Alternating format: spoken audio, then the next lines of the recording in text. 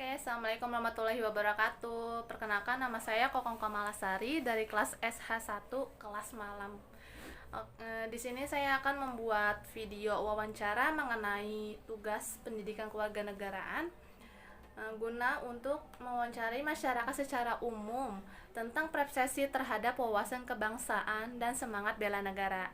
Dan untuk kita narasumbernya yaitu Sonia Mandasari, profesi sebagai mahasiswa juga. Oke, kita ke narasumber ya. Kita mulai bertanya. Pertanyaan pertama, pernahkah Anda mendengar istilah pendidikan kewarganegaraan atau PPKN? Dan kapan pertama Anda mendengar istilah PPKN itu?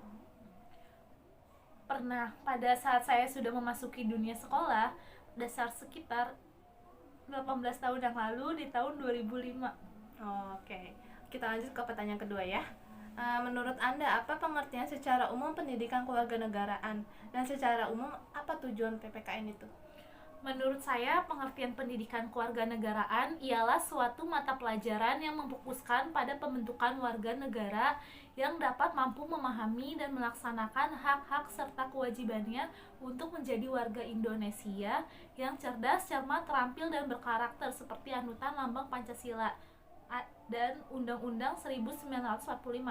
Tujuan dan manfaat PKN yaitu agar dapat membentuk, menciptakan karakter generasi bangsa untuk menanamkan rasa cinta tanah air dan memahami cita-cita dan tujuan bangsa. Oke, pertanyaannya, jawabannya lumayan bagus ya. Nah, yang sekarang pertanyaan tentang optimis kejayaan masa depan bangsa Indonesia. Yang pertama ya, aku tanya, optimiskah Anda bahwa bangsa Indonesia akan bisa berjaya di masa yang akan datang?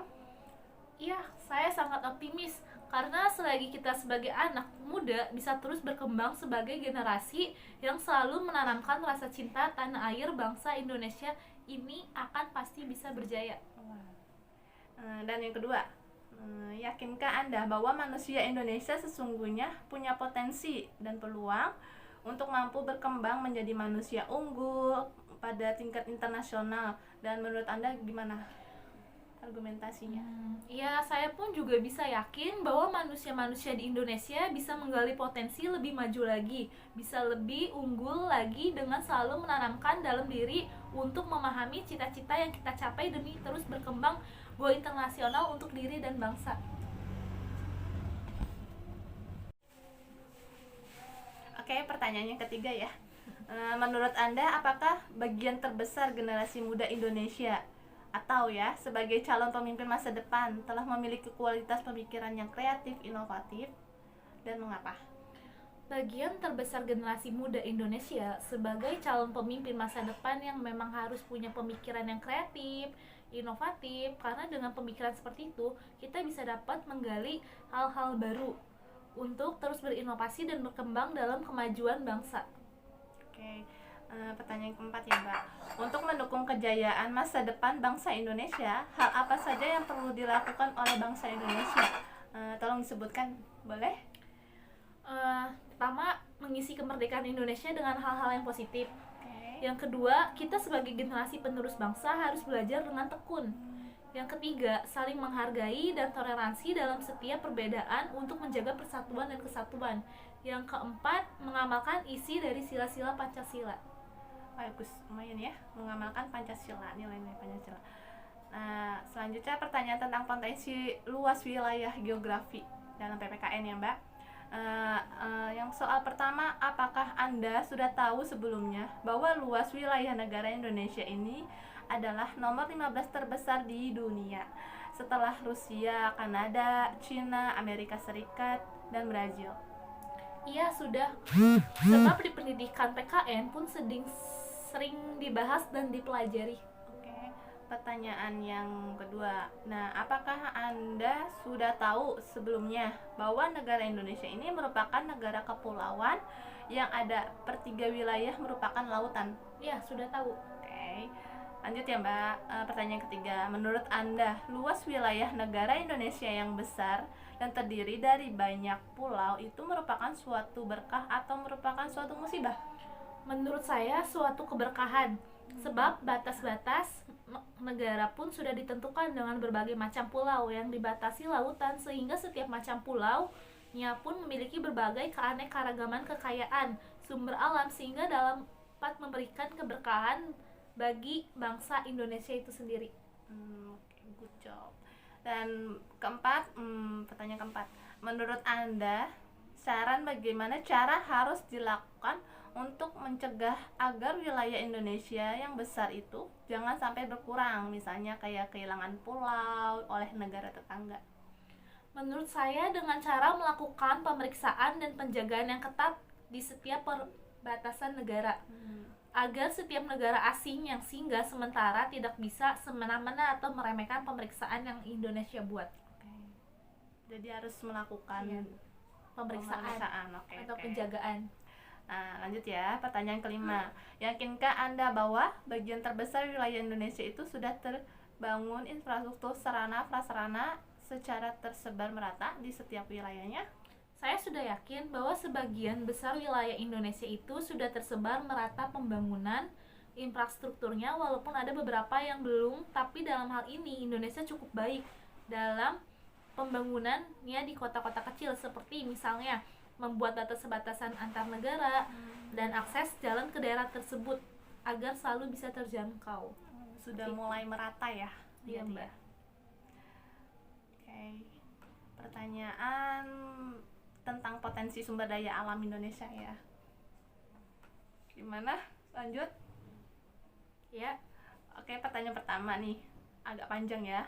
Negara Indonesia itu dikenal kaya dengan sumber daya alam, antara lainnya tanah, emas, tembaga, bahkan hutan, minyak, ataupun kayu, juga punya kekayaan perikanan lautan. Menurut Anda, yakinkah bahwa kekayaan alam Indonesia itu sudah dimanfaatkan secara optimal untuk sebesar-besarnya meningkatkan kesejahteraan rakyat Indonesia? Apalah jawaban Anda dan alasan Anda? Sepertinya sudah ya. ya sepertinya sudah. Seperti yang kita tahu ya, di Indonesia itu kan banyak banget ya, kayak tumbuh-tumbuhan, kekayaan, kayak sumber alam lah yang dimanfaatkan oleh manusia. Bisa gitu, Mbak. Oke, lanjut ya Mbak. Pertanyaan kedua. Menurut informasi nih, banyak kekayaan sumber daya alam Indonesia yang diekspor ke luar negeri masih dalam bentuk bahan mentah, dan setelah diolah di luar negeri kemudian diimpor oleh bangsa Indonesia. Nah, dalam bentuk jadi ataupun siap pakai. Jika info itu betul, menurut Anda, apakah hal itu sudah memperlihatkan adanya pemanfaatan secara optimal kekayaan alam Indonesia untuk sebesar-besarnya demi kesejahteraan rakyat Indonesia? Tolong dijelaskan. Ya udah, Mbak. Oke, sudah. Mungkin udah optimal ya pemanfaatannya ya, walaupun kita impor ke luar negeri tapi kita kelola lagi buat kita sendiri ya. Iya, benar. Jadi Buat pendapatan kekayaan negara ya. meskipun udah diekspor, tapi untuk di Indonesianya juga alhamdulillah udah kecukupan juga kan. Oke. Nah, sekarang kita lanjut ke pertanyaan tentang potensi sumber daya manusia di Indonesia. Yang pertama ya, Mbak, kita lanjut. Tahukah Anda bahwa jumlah penduduk Indonesia adalah jumlah terbesar keempat di seluruh dunia setelah Cina, Amerika Serikat, dan India? Iya, tahu, Mbak. Menurut Anda, kedua ya, menurut Anda besar jumlah penduduk Indonesia itu merupakan suatu berkah atau suatu musibah? Menurut saya suatu keberkahan memiliki penduduk yang banyak karena dapat membantu percepatan pembangunan nasional. Contohnya, tenaga kerja Indonesia dimanfaatkan untuk pelayanan publik, pembangunan, serta fasilitas publik. Oke. Ya, nah nanti ke pertanyaan ketiga. Apakah Anda yakin bahwa manusia Indonesia sesungguhnya punya potensi untuk berkembang menjadi manusia unggul pada tingkat internasional? Apa argumentasi Anda, dan siapa saja contohnya yang Anda ketahui di Indonesia yang memiliki potensi internasional? Iya, saya yakin bahwa manusia di Indonesia bisa berkembang unggul di internasional karena seperti contohnya itu seperti Miska Aoki Devon Kay merupakan kakak beradik yang berhasil memenangkan Olimpiade Matematika tingkat dunia mewakili Indonesia. Mereka merupakan anak dari desainer Indonesia. iya ya. Nah, lanjut ke pertanyaan keempat. Menurut Anda secara umum, apa saja segi keunggulan dari manusia Indonesia? Apa pula sih kelemahan manusia Indonesia? Lalu bagaimana cara meningkatkan kualitas manusia Indonesia? Coba di pendapat Anda. Manusia di Indonesia dapat mengelola sumber daya alam yang mereka miliki dengan cara sederhana, meskipun tidak seperti manusia luar negeri yang menggunakan teknologi canggih. Dengan menggunakan cara sederhana, manusia di Indonesia dapat menghasilkan barang produksi lainnya. Dan karena sumber daya alam di Indonesia banyak, jadi manusia Indonesia harus bekerja agar lebih kreatif dan inovatif lagi untuk terus menghasilkan barang yang sederhana menjadi ciri khas Indonesia yang identik populernya. Oh iya, oke. Lanjut ya Mbak, pertanyaan kelima. Menurut Anda, apakah pendidikan kewarganegaraan itu ada kaitannya dengan wawasan kebangsaan dan penguat semangat bela negara? Menurut saya ada keterkaitannya karena bela negara tercipta dari kewarganegaraan yang mengerti akan wawasan wilayah-wilayah pertahanan negara yang harus kita jaga maupun bela demi kekuatan negara. Oke, berarti ada kaitannya ya, Iya. PPKN dengan bela negara itu. Lanjut pertanyaan ke-6. Menurut saran Anda, bagaimana cara Anda agar rakyat Indonesia dapat semakin memahami dan mengamalkan wawasan kebangsaan? Selalu melihat nilai-nilai polar yang ada dalam Pancasila dan menerapkannya dengan baik, juga memahami hukum-hukum yang sudah diterapkan di Undang-Undang 1945. Oke, berarti tetap acuannya itu ke Pancasila ya, moral Pancasila. Dan lanjut ke pertanyaan ke-7. Agak banyak pertanyaannya ya. Menurut Anda, perlukah dalam masa sekarang ini rakyat Indonesia diberikan pendidikan bela negara? Menurut saya perlu, Mbak. Sebab pendidikan bela negara sangat bagus untuk pertahanan negara di masa yang akan datang. Oke, berarti sangat perlu ya. Iya. Lanjut ke pertanyaan ke-8. Menurut pendapat Anda, perlukah rakyat Indonesia diberikan pendidikan bela negara dengan cara latihan berperang dan menggunakan senjata api seperti cara militer?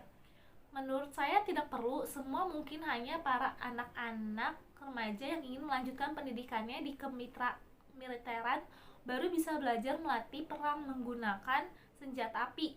Karena kalau semua rakyat Indonesia melakukan latihan seperti itu, tidak mungkin seorang ibu-ibu pun berlatih senjata api, karena senjata api pun tidak bisa digunakan sembarangan oleh orang banyak. Oh, jadi hanya untuk pendidikan kemiliteran saja ya. Pertanyaan 9, oke kita lanjut. Menurut Anda, bagaimana cara model yang tepat untuk memberikan pendidikan bela negara bagi masyarakat?